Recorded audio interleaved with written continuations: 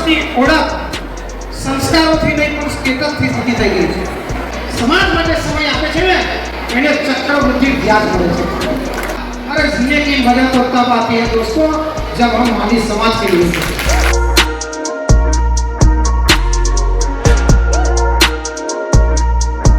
श्री 1756 रामीवाली समाज નો આજનો શૈક્ષણિક અને સ્નેહ મિલનનો વાર્ષિક મહાકુંભ યોજાઈ રહ્યો છે અને એમાં ઉપસ્થિત રહેવાનું અમને જે સૌભાગ્ય પ્રાપ્ત થયું છે એ બદલ સૌપ્રથમ તો મેવાસ કાના રામીવાલી વિકાસ મંડળ ડભોઈ તરફથી અમે આપ સૌના ખૂબ ખૂબ આભારી છીએ. દુનિયા આજે કમ્પ્યુટર મોબાઈલથી લઈને એઆઈ ના આધુનિક યુગની અંદર જીવી રહી છે. દેશ પ્રગતિ કરી રહ્યો છે, વિશ્વ પ્રગતિ કરી રહ્યું છે, પણ સમાજની એક વિડંબના એ છે કે આજે દુનિયામાં માણસની ઓળખ સંસ્કારોથી નહીં પણ સ્ટેટસથી થતી થઈ ગઈ છે. અને આવા સમયગાળાની અંદર સમસ્યા એ નથી કે આજે સમાજની અંદર ખરાબ લોકોની સંખ્યા વધી રહી છે. રામાયણ અને મહાભારત કાળના સમયગાળામાં જોઈએ તો એ સમયગાળામાં પણ હવનમાં હડકા નાખનારા લોકો હતા, આજે પણ છે અને ભવિષ્યમાં પણ રહેશે. સમસ્યા સમાજને એ નથી થતી કે સમાજમાં ખરાબ લોકોની સંખ્યા વધી જાય છે. સમસ્યા ત્યારે ઊભી થાય છે જ્યારે સારા લોકો ચૂપ થઈ જતા હોય છે.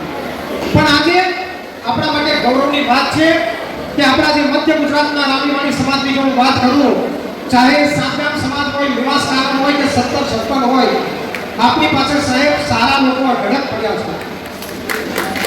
આપણું સૌભાગ્ય છે એ દાતાઓ જે દાતાઓના દાનથી આજે આટલા વિશાળ કાર્યક્રમનું આયોજન થતું હોય. અને તમારો 1756 નો સમાજ તો એટલો સમૃદ્ધ સમાજ છે કે અમારો શ્રાદ્ધમાં વાર્ષિક પ્રોગ્રામ થાય છે. એ વાર્ષિક પ્રોગ્રામમાં પણ તમારા સમાજમાંથી આવતા બોરસદથી શ્રી ચંદુલાલ રામીએ મુખ્ય જમણવારના દાતા બનીને ₹55,555 દાન આપ્યું. ત્યારે આપણે બધાએ 2 મિનિટ માટે વિચારવાની જરૂરિયાત એ આવે છે કે આ લોકોને શું મળતું હશે? શું એમને પરિવાર નથી? કોઈ દાતાને એવો વિચાર કેમ આવતો હશે કે મારા સમાજને જમાડું? શું એ પૈસા લઈને પોતાના પરિવાર સાથે ગોવામાં કે નેપાળમાં જઈને 5 દિવસ 7 દિવસ 10 દિવસ જલસા ન કરી શકે? પણ એ ન કરી અને સમાજને દાન આપવું.